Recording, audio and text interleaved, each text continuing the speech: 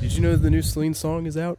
Who's that? Celine Dion? Celine song, Past Lives. Oh, yeah. Past Lives. Oh, you mean the one with Pedro Pascal? Yeah. Oh, Yeah. yeah. I don't know. I was like kind of cool on that. I wasn't sure. But I mean, I might I've go heard see it. like I haven't even seen Phoenician Skiing yet, so You don't have to. I feel like I have a duty to. We have a movie podcast, and so like I gotta see. yeah, Phoenician yeah. Skiing. You probably should. I think that like I don't know. me halfway being out on Anderson is like kind of looking good now, bro. I'm just saying. I don't know if this is actually this blasphemous. How am I gonna say that? What? I'll be like, did he ever have it? Yes.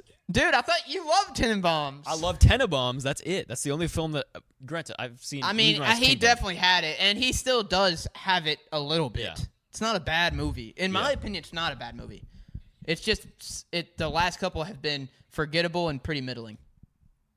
But I don't know. He definitely had it, bro. Don't say Yeah, that. okay, No, yeah. yeah, that's crazy. I'm gonna make Jacob lose his mind. Yeah, well, that's crazy. Blasphemous. There's like 10 minutes in the Phoenician Scheme that are amazing, but then there were like 80 other minutes that were the most boring thing I've ever seen him do. See, I don't even think it's that bad. I I thought it was fine. It's a close between that Phoenician Scheme and Bottle Rocket for my least favorite Wes. I've seen all of them except Darjeeling, and yeah, Bottle Rocket's not very well. Isle of Dogs is not very good, but I thought the movie was pretty good.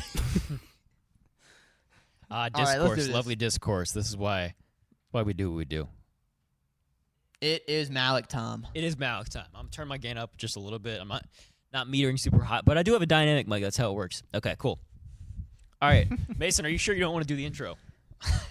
No, you Move got out. it. I mean, we've kind of already done it. We did it. What? We did an intro. Oh, No, not really. okay. So imagine that the listener clicked play, and this is the first thing they're hearing. And I'd say something like, "Hello and welcome to the second Malick Mondays episode. This is your sort of weekly series that happens to occur in the summer, but not always will. That discusses the work, that keys into the work of a singular director. Last year, as I stated in our previous episode, the first episode of the Malick Mondays podcast, Badlands, how we did the Tarkovsky Tuesdays last summer, and we chronicled. We still have two that we haven't done. We haven't done Ivan's. We haven't done Solaris. Yes. So Correct. it's still open. So as we have time as available, we're gonna go through Malick's on Mondays. It's not Monday, but we release it on Monday. That's not important though. What is important is that we're discussing his second feature film, Days of Heaven, 1976, correct? 8. 78. Because Badlands was 73, and I said 76. I was like, that's not enough time. Yep. Or was Badlands 70? I don't know. No, Badlands was 73. Okay, yeah, okay. I think. So yeah, no, Pretty sure. 78 makes more sense. But yeah, Days of Heaven. Yep. And I think immediately you can see that Malick has gained some run as a filmmaker and as an artist. Like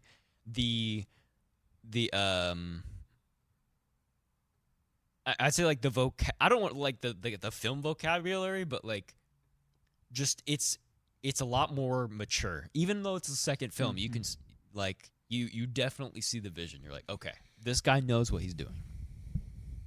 To me, Badlands feels like a student film, and I mean that seems a little harsh, but I don't it think it feels like a does. student film. And then this feels like this is Malick's beginning of his career, and everything from Days of Heaven onward is Malick.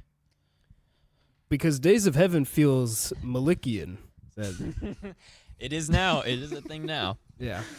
Like It is very Malickian. yeah, the first 5 minutes, like those very abrupt cuts, and unintelligible lines of dialogue, and like the handheld Voiceover. Voiceover, yeah. the voiceover in the handheld. I was like, this is a Terrence Malick movie. And About so I a killed million, him. a million, And so I shot him a million twice. cuts of, a million shots of the sunrise and the sunset and flowers and animals and nature. Yeah, Yeah. it's very Malickian. Yeah. You got like someone playing the harmonica, and this girl's like half asleep on a hay bale on a wheelbarrow that's like being walked across the country by this horse plow, and she's talking about, and that was the last day I ever saw my sister. Yeah. There it is. You got yourself a Malick movie. Yep. The most beautiful sunset you've ever seen, and that's a wrap. Yep. Yeah. I'm sure we'll talk about that, Yeah. but come on, guys. No. This movie looks amazing. Oh my gosh. What I didn't know I didn't quite know it was going to look like that. I knew people say it was good, but Nah, bro. It- I'm telling you. it like just go watch it.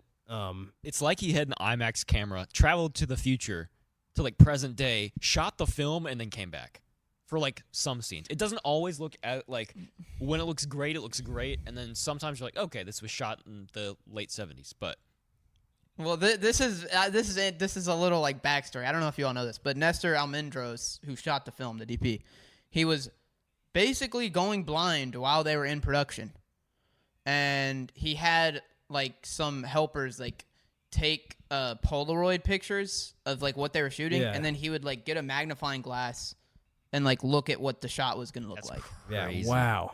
That is so cool. And he also left production about halfway through because he had like another job. So he only shot like half the movie, and he won an Oscar for it. That makes a lot of sense actually, because it feels a little bit inconsistent in how it's shot. Yeah. And like some of it looks amazing, and then some of it you're Yeah. just like, yeah, it's fine.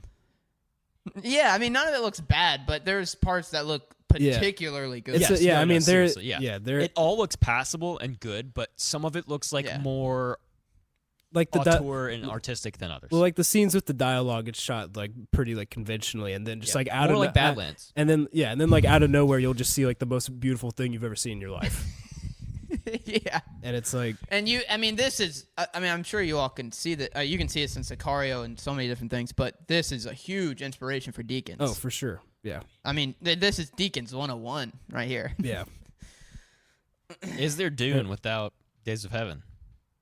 no, No, I mean, it doesn't look like it. No, but at least. like absolutely not. stylistically, I mean, Probably the approach. not. I mean, the approach is like kind of one for one, though, right? It's all about scale.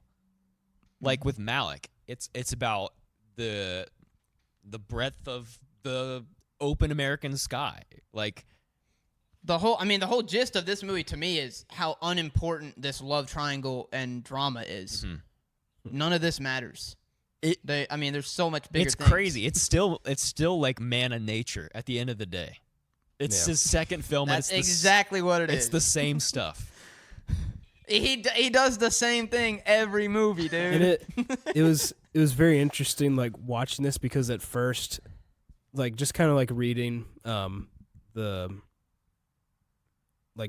short summary, I was kind of like looking for something to like sink my teeth into more narratively, and I realized quickly I wasn't like gonna get that, but it became a very spiritual experience for me. Mm-hmm. Yeah. Like just the pairing of the image with Morricone's score, that's kind of all you need. That's great. I haven't listened to. I forget how it goes. I'm not gonna lie. It's been a little bit since I watched it. Well, it's amazing. So Okay, yeah, I don't remember worry it being about good. it. Very I'll good. take your word for it. I mean, Very good. Watching it in a theater with the Morricone score blasting in my ears might have been heaven. Yeah. I'm not gonna lie. It's very good.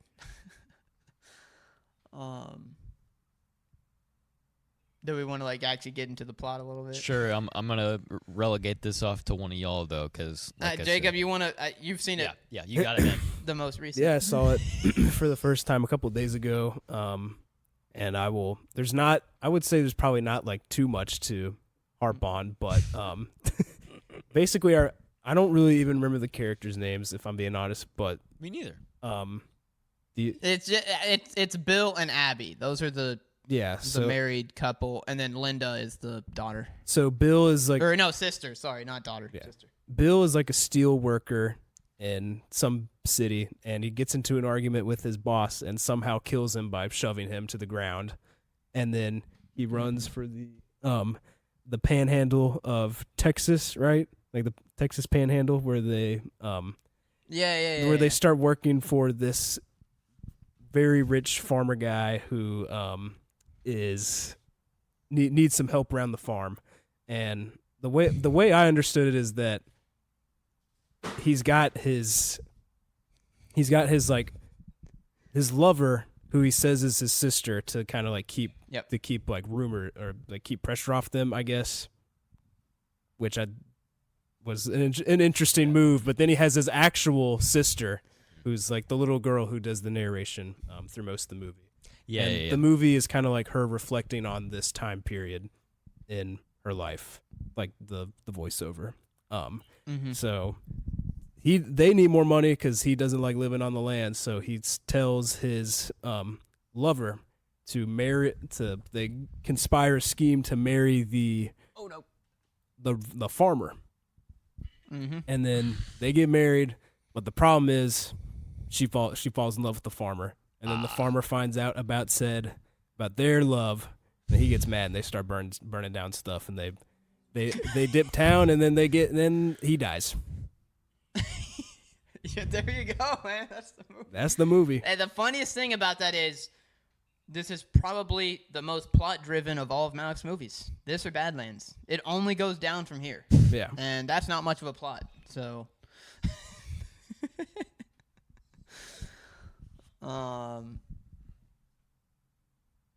Yeah. Yeah. I mean, it works. It works. I think, that, like I said, I was kind of looking for something to sink my teeth into more, but it works for what it is, and it's like it's engaging, and really it's just the image and the sound that kind of soars this movie to the next level.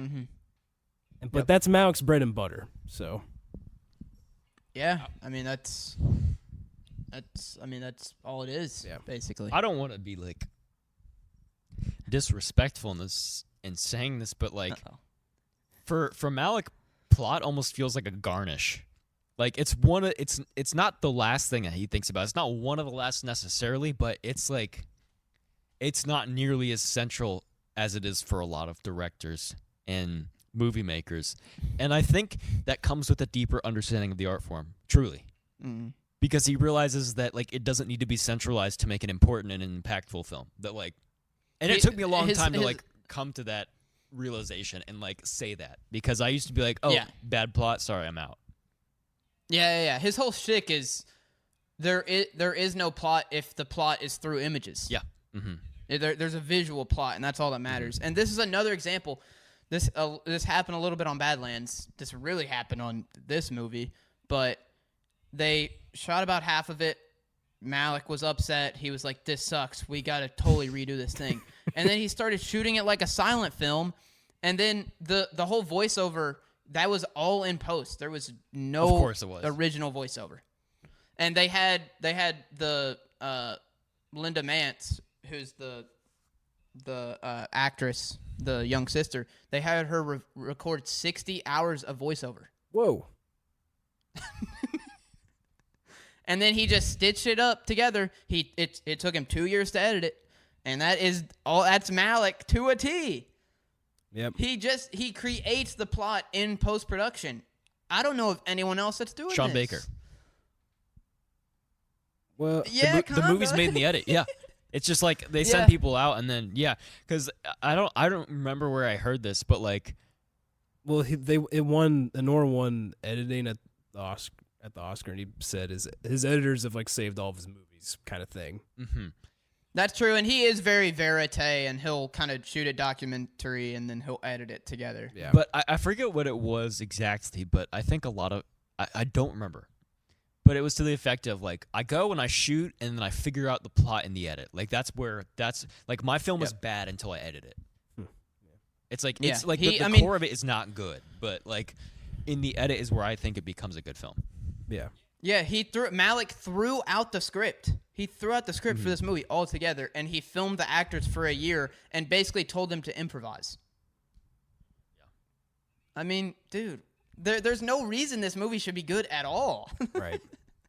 And that's kind of all of his movies, you know? I mean, that's just like, I mean, he's kind of like the pioneer of like that, of just kind of like letting the camera roll and just like kind of figuring stuff out, because I mean, that's kind of the that's like half of Linklater's filmography. Or is that like just a recipe for making like a really solid? I mean, like that's a lot of French New Wave, isn't it? Just like letting the camera go and yeah.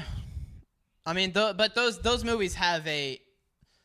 Yeah, I mean, it really is. For Breathless. Malick certainly wasn't one of the first to do it, but he no. has to be. He's probably one of the biggest Americans to ever do it. Yeah. For the first time. But I think that like special things can happen when you have that much freedom. For sure. And it gave the DP more, leeway to shoot stuff that he wanted to shoot, and then we get a movie that looks like this.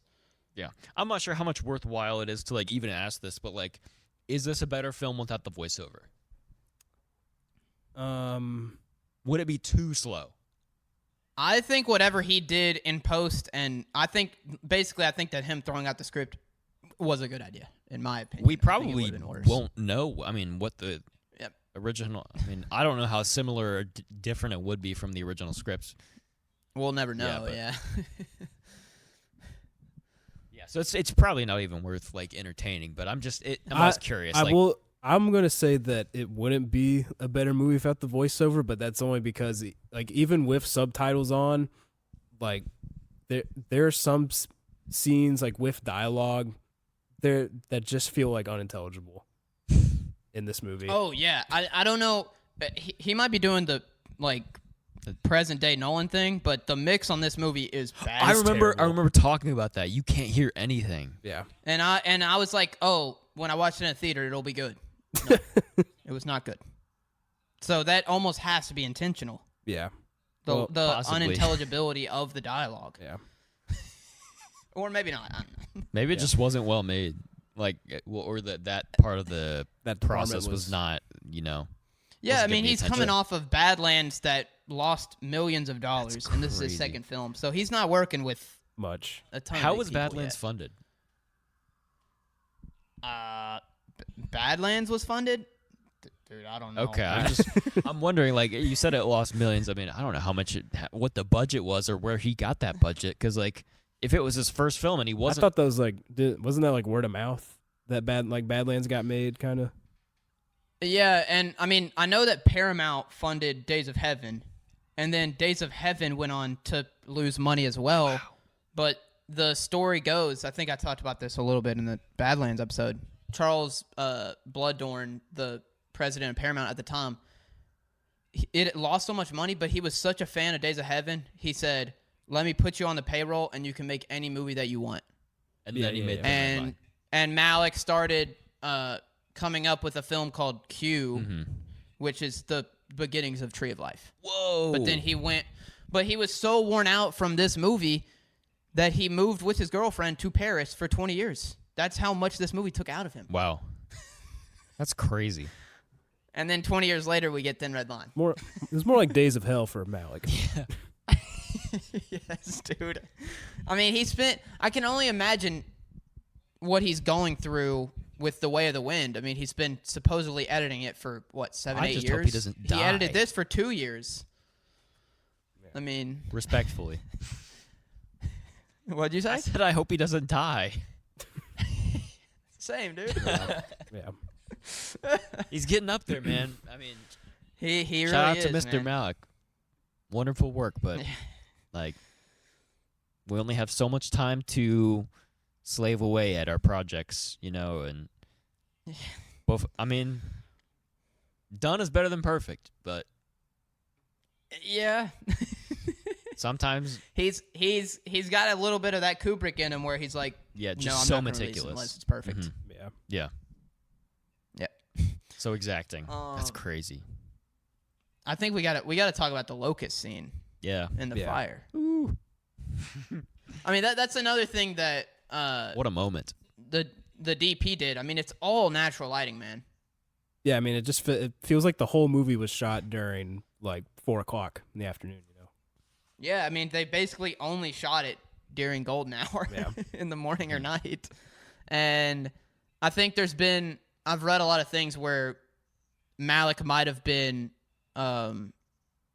eager to do something like this after having watched Barry Lyndon, because Barry Lyndon is all in natural light. Interesting. That actually makes a He lot might of have been sense. inspired to do this, which would be really cool if that's. I can totally see it. And Barry Lyndon of Days of Heaven, those might be like top 5 looking movies ever. Yes, absolutely. Yeah. Dude. Yeah. Certainly Barry Lyndon. Man, it looks so good. But yeah, the shot of locusts ascending to the sky was just incredible. Yeah, and it's just, I think I told you this, Ethan, when we watched it, but it's just peanut shells. They like drop peanut shells out of the helicopter and then reverse the shot. Oh, huh. I was kind of wondering how they did that. I was like, there's such a cool idea. Man. Yeah. That's amazing. Yeah. I don't remember you telling me that. I mean, you probably did, but I forgot it. So it's like hearing it again for the first time. That's cool. Really cool idea, man. That's so inventive, Stuff like man. this. Before you had like SFX and stuff, and I don't know. We have like just such an easy answer for like, how are we gonna do that now? And I feel like back then you had to get way more creative, and like the result was so much cooler. And a lot of times it looks better too. Oh, absolutely. I mean, you think about like the I mean, paintings in Star Wars, like those look amazing. Mm-hmm. Like and like all the miniatures and the painted backgrounds and all the Hitchcock movies. I think everyone would agree that it looks better. Yeah. Mm-hmm. Oh, the painted backgrounds on Mary Poppins and stuff. Yeah, it's so good. Just like even the sets and Singing in the Rain. Oh yeah. Bunch of old He heads. did. Yeah. It's funny. It's funny that he went to Paris for 20 years and didn't make a movie because he won Best Director at Cannes, 4 Days of Heaven. So he was on the map after this. Yeah. His movies were losing money, but that's kind of every auteur. Yeah. You know what I mean, Exhibit A is our man Brady Corbet.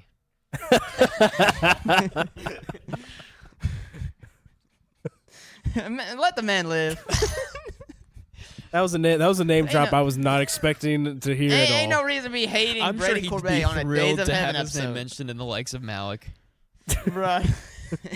So of course, Terrence Malick's film. It's 1978. Days of Heaven. It's a seminal viewing experience for any cinephile. Hey, look. The bird And then list he'd is still throw in good, the bro. word intermezzo for some reason in there because he just really likes that word. He'd be like, wait, why doesn't this have an intermission and a prologue? He'd be like, and then Malick, you know, after Days of Heaven, he took a 20-year intermezzo to Paris. He took a little intermission. Yep, Malick is up there with Brady Corbet and Ethan Cohen of Honey Don't fame. Ethan Cohen, brother. Throw Alex Garland in the mix too. Yeah. Why is Alex Garland catching strays, bro? I feel like I've had to eat crow on Garland. That's like a completely other subject. But after I saw certainly after Warfare, bro. I feel like after I saw Warfare, I was like, I feel like I might be hating a little too much. I'm mad that I Yes, missed bro. the theater window for that one. Also, dude, Ex Machina is really It is a good. very good That is a movie. great movie. Yeah. Everything else, yeah. Ups and downs, but he's got two. Yeah, he's got- so you could say he's like 3 of 5, which is decent. yeah. Rounds up 3 or 6 200. maybe, you know. Yeah. Pretty good. Anyway. I don't know. Who would you sub in for that? David Lowery or I don't know. Dude, no, man. David Lowery's after good. David Lowery after he made the live action Peter Pan. Okay, so maybe He's on the downswing, Okay. man. Let's be honest. yeah, that's fair. I hate to put people on blast, but No, it's okay. We'll get out the fire hose. but he has Mother Mary coming out this year with Anne Hathaway. So That has a really good chance of being Princess really good. Brides. Oh wait, not Princess Bride. Oh, Princess Diaries 6. Sorry. Princess Diaries, yes. Devil Wears Prada. Man, you had to rip her away from the Knicks games to go make a movie. Yeah. Sitting courtside with OG Anunoby. Must be so hard. Yeah, Anunoby, man, he almost bagged that. He could have. Nah, she's married, and they lost in 6. So anyway, Days of Heaven. Yeah. Um, Ethan's gonna be living his days in heaven if the Pacers win this. Man, chip. I don't even want to. That's like Don't saying jinx Bloody it, Mary 3 brother. times. I'm not jinxing it. I'm just Listen, saying. I'm just saying. It's a what 2-2 if? series. Got to get one in OKC. I'm not pessimistic, but I don't know. It's gonna take a lot. I know you're sweating there. Yeah, we'll talk about it later. Maybe Malick is not editing the way of the wind because he's watching The playoffs. NBA Finals Yeah, because he's watching it's the actually finals. peak. Yeah. Playoffs. He's probably at OKC games. Yeah, He's probably is. That's not a far drive for He's him. probably a Mavs fan. I wonder how he felt about the Luka trade. Oh my gosh. He probably scrapped the whole film. Yeah, that's probably why I got. He's delayed. probably Because filming a okay. documentary, so he rigged it so they could draft Cooper Flagg. He like attached a tiny little camera to the ping pong ball Yeah, that that's- Adam Silver was gonna grab. He handheld into the Mavs front office. Yeah. Only natural lighting. Yeah. Voiceover by Luka Doncic before he got traded. No, voiced by Mark Cuban. Yeah. Al Pacino did turn down the role of Bill, which Whoa. is That's crazy. Would have been a way different movie, in my opinion. Yeah. Yeah, I mean, I know that we didn't really talk about Morricone's score, but my goodness, man, it's good. Yeah. I gotta go listen to it now. He, I feel like he's a lot of people's like go-to goat. Yeah, rightfully so. And I feel like I've been sleeping on him for a little too long. I really need to get around to just like really diving So deep. good, man. His stuff is it's beautiful. Everything I've heard. Also, I got to shout out Jack Fisk, the production designer. Let's read off his filmography. This, Thin Red Line, The Straight Story, Mulholland Drive, There Will Be Blood, The Tree of Life, The Master, The Revenant, Killers of the Flower Moon. Wow, he's like that. Hey, That's literally yo. bound perfect. That is Oh he's my gosh. very well might be the best production designer of all time. That And he came up through Malick. yeah. That's crazy. So I mean, yeah. The way Is the that way just taking the right gigs, or is that being lucky, or like what is that? The way I love like every movie you just listed. Well, the thing that makes me most excited is he has 2 upcoming credits, and one of them is Marty Supreme. Ooh. So you know that Interesting. production design's about to go crazy, man. I've been a little skeptical about Marty Supreme. I saw the trailers and I was like, Oh no, that's the Smashing Machine. oh, wait, which one's yeah, Marty that's Supreme? Smash Machine. Yeah. Marty Supreme the Timothy Chalamet. Marty Do we Supreme's have trailers Timmy. for that yet? No. Okay, I didn't think so. Yeah. No, But the Smashing Machine. but I was probably like, soon. I won't lie. I'm cool on that. I did not care for the Smashing Machine trailer. Nah. I've heard from people that have seen screenings that it's not like the trailer at all, and it's one of the craziest movies of the year. Okay. Okay. I don't know. I'll still go watch it. I don't know. That might mean that it's bad, but I know that it's like really out there apparently. So. Okay. Every time I think of The Rock acting, I think of Race to Witch Mountain or that one Disney Channel original movie where he's the football dad, and I just go, not that guy. So. I don't know. I'm not on The Rock. No, I mean I'm not either. I'm The glad that he's turned WWE to his actor career pipeline. around. I'm still not buying it. I'm sorry. I mean he's about to work with Scorsese. Yep. Well, It's Scorsese's. insane, man. I don't know. Anyway, What are you gonna say about Scorsese? Go ahead, say it. So he's dang near geriatric, man. He's getting up there. Oh yeah, he's old. He's we making all- TikToks now, man. I we all don't know like We should just let him spend. We should just let him spend time with his granddaughter. I think he's not past his prime, but like let's be real. Killers of the Flower Moon is one of his better movies in my opinion. I feel like he's been on a great run this past like decade. Yeah. I agree. I think he had a bit of a slump in the 2000s. But he is certainly getting up there. But Clint Eastwood made Juror Number 2 last year, and that was one of the year's best movies in my opinion. And he's like 99. So yeah. Yeah. That's what a Ghost Rider will do. You can still do. make good movies when you're old, everyone. You heard it here You say first. Ghost Rider? No, I didn't say that. What? Nothing. Okay.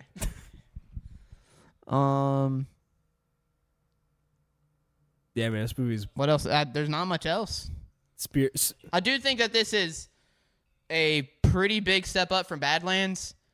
Yeah. And then, in my opinion, this to Thin Red Line, one of the biggest leaps you can ever make. I think this Not that one's, this is bad, but the Thin Red Line puts him in at a level where it's like, all right, he's one of the best ever. this one's still slightly boring.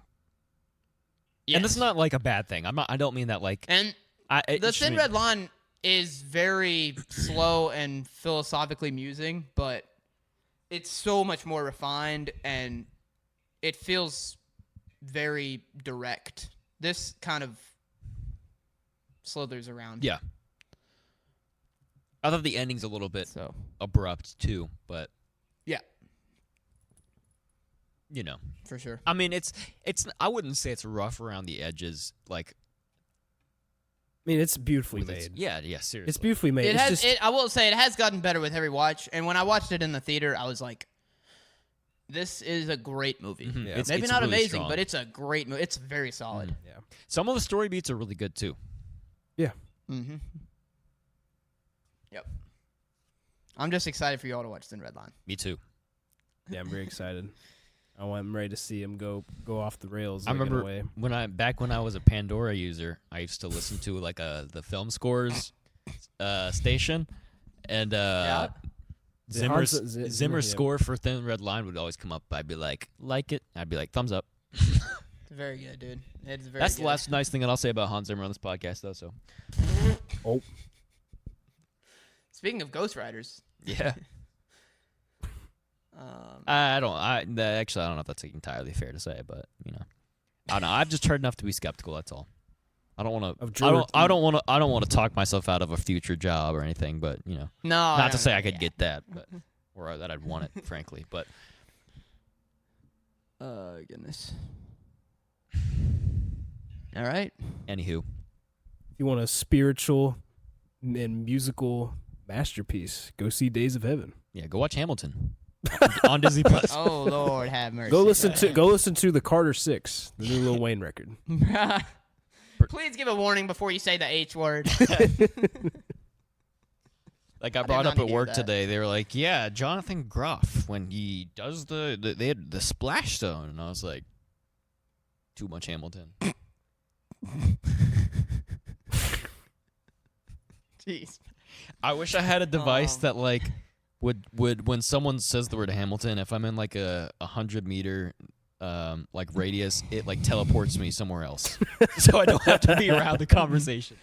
Literally, dude. Maybe that's why Malick hasn't made Way of the Wind, because he watched Hamilton on Disney Plus and just has He's been just in still shambles. watching it. He's just still watching it. it ends and he just presses replay. He's like, click the I mouse. think He's like, I think good. I think he watched it and became so depressed with where art is that he said, "I can't contribute to the art in the world anymore." That's what happened. It finished. He's like, how would he do that? Replay. Click the mouse. Shut up. Click the mouse. Hercules Oh Mulligan. my God. He's just like sitting in his bed with like popcorn in his hand, like quietly wrapping the Hold it. show to himself. Holding a crucifix. Yeah. After the Thunder just lost Yeah.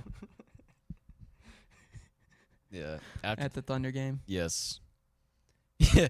No, you got Stephen A. playing solitaire on his phone, and then Malick watching Hamilton at the Thunder game. Yeah. Oh my goodness, man.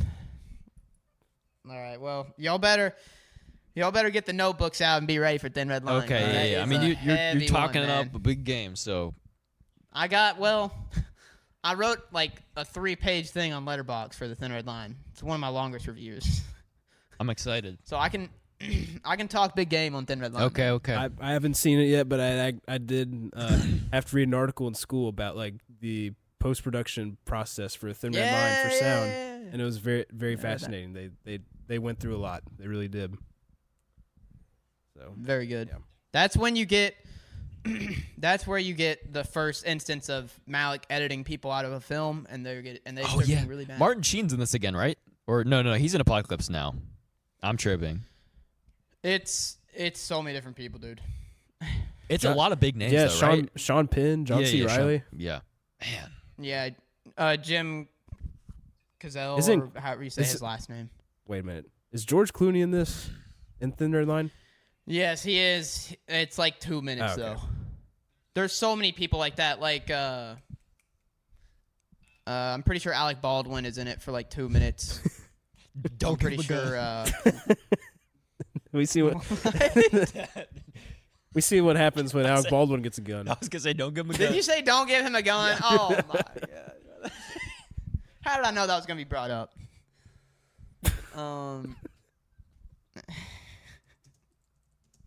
Dude, it's out of pocket, brother. Oh, well, the famously Adrian Brody is the one that got edited out of the film. Bro, Jacob laughed so hard that he unplugged his mic. Hold on. You're gonna see. We're good. It just Bro's gonna see Adrian Brody in the movie and immediately say, "Yeah, I don't like this." Brady Corbet's like, I remember seeing Brody in the Thin Red Line, and just thinking, I need it. that's my what's his name? Zaslav Yeah. It's Lalo? Zaslav. Lalo. The guy from the Brutus, his name is like Lalo, I think. Or is it Lalo? I don't know. That sounds right. Yeah, it was. I don't know. I think it's like It's an L. it's. See, I can't even remember. I had that in my top 10. I'm pretty sure it was. I'm pretty sure it was Lalo. I can't remember people's It was names Laszlo. from a movie I saw last week. His last name is Toth. Laszlo Lalo's Toth. not Hungarian. Laszlo Toth. Laszlo Toth. Oh, also it's John C. Reilly, John Cusack, Woody Harrelson, John Travolta. Oh. It's everyone, dude. Gang's all here. The first Avengers, you could say. Yeah. Well, you know what happened? Malick came back and he was like, "I'm making a movie," and everyone was like, Yeah. "He's back." Me. Everyone was like, "Yeah, I'll sign the contract." Yeah. It's like when they were making Star Wars again. Everybody and their mom wanted to get in it. Yeah. Adam Driver was like, "Yeah, sign me up." Yeah. It is kind of crazy. I don't know. The casting of that, like the seventh film, was very interesting. Yeah. I mean, they definitely hit on a few. Like John Boyega's amazing. Adam Driver, obviously one of the best in the business. Adam Driver's I think really good. I Yeah. okay, they really punched above their weight class with landing him, I think. Oh yeah, for sure. But like, well, I mean, and even Oscar Isaac, like Yeah. getting him, like some of it was good, but then some of us just like, And then they just wasted all that, man. Well, you also have like very weird cameos because you had like Daniel Craig as like a stormtrooper for like 2 seconds. Wait, what? Daniel everybody Craig wanted to be in the Star Wars. Yeah, movie. It was Daniel crazy. Craig was a stormtrooper in episode 7, and Edgar Wright voiced like some of the robots. I did not know that. Yeah. They were too worried about giving people cameos instead of making a good movie. Yeah, man. But the Thin Red Line did it right. Yeah. I'm assuming. Thin Red Line is fire. And then I really can't. The Thin Red Line's exciting. Once we get to Night of Cups and Song to Song, that is when it gets That's where really it's gonna get crazy. I am very excited for that. Yo, Ryan Gosling. That might be some very interesting podcasting. Yeah. I mean, because this, Days of Heaven's great, but like, there's not a ton. Days of Heaven is the one where it's like, hey, Malick's a good filmmaker, and then someone will go watch Night of Cups and say, No, he's this not. dude sucks. He cannot make a film. Yeah. So this is the easy stuff. But yeah, I mean, Days of Heaven just speaks for itself, really. Yeah, exactly. And even if you don't like it, you can acknowledge that it's one of the best looking movies of all time. Yeah. So Also, like, just the development of like artistic progression within a director, like start to finish. I mean, I've only seen a few of his, like 3 of his films, but just like the leaps from Badlands to Days of Heaven to Tree of Life, like unreal. I mean, Like- Tree of Life is in another class. Yeah, and like a lot of directors just stay in their lane and Yeah. do what's comfortable, what's familiar, and like I don't know. I think it, as you've characterized it, it seems like Malick has sort of developed like a late style, but it's still very much his own, and it's very different from what he started with. Are you good? Jacob's struggling to hold it together over here. What's going on? I just cannot stop thinking about, like, I'm imagining Malick sitting down and watching just an Adrian Brody performance and just hitting delete throughout the whole movie. He's just sitting quietly in a dark room, like snipping the physical film. Dude, the saddest part is Adrian Brody went, like, he was at the red carpet premiere and he was with his got mom, the Timmy Interstellar treatment. and he left the movie, like, apparently he left the movie in tears. Literally Timothy devastated. Chalamet Interstellar. That's amazing. Yes, bro. Have you seen? Except Timmy. Let's talk about Adrian Brody's that's art. Timmy's fault, dude. This is Malick's fault. Oh, that's actually like that's great. actually so That's mean. awesome. No, it's like not good. Bro, he was trying to save his film. He's like, this is unusable. Adrian Brody is the main character in the book, and he got cast. And then he just basically was like, I don't want to remake the book, and he in post he edited it like a totally different way. Huh. Which is insane, dude. Yeah. So I'm pretty sure that Brody still is pretty mad at Malick for that. I don't think they're very good friends. I would love to see, I would actually love to see the Brody cut that's out there. No, I don't think it is. If it is, it's locked away at Paramount. Someone find the Brody cut. Guess we're Leak it we're sneaking into the Paramount next time we're back. campus. Yeah. We're breaking in. Putting the bootleg director's cut or the Brody cut up on YouTube. We'll leave an unlisted link. Yeah. And on that note, That was quick. I don't know. Any final at thoughts? this point, we're just talking, we're just man. riffing. I don't know. Yeah. What else is there to say? All right, sorry, man. We were flowing okay before that. Maybe that was the. Nah, it's conclusion. flowing like water. It's fine. Okay. Go see Days of Heaven. If you can. Go watch Days of Heaven, and I just want to say Malick might be the greatest director of all time. And on that note, roll that outro music. Okay. There we go.